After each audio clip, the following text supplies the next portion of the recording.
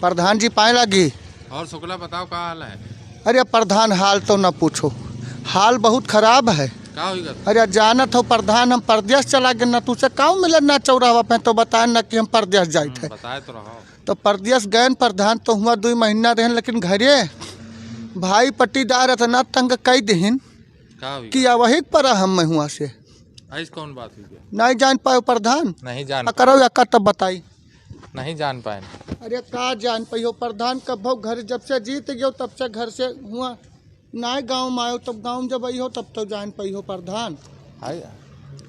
अरे चला गया परदेश तो ओकरे पहले 3 कियारी लहसुन और धनिया और मिर्चा और भाटा बैठा गया, और जब भाटा बैठा गए वो तैयार बा हम परदेश रही सोचन ना नजदीक बोई जाबे मेहरारू बनाए खाई आराम से, लेकिन वह का तो भाई पट्टीदार यही मेर खाई गे धनिया के चटनी यही मेर बनाए पी लिहिन कि वह महान कुछ नहीं रहेगा। तो कौन बात हुई? खाए पिए वाली चीज अरे खाई ना जाए? पिए वाली चीज प्रधान वहाँ बिया जान तो हम कहाँ से मंगवाए ना प्रधान। कहाँ से मंगाए रहा हो? इंग्लैंड से आवा रहा प्रधान।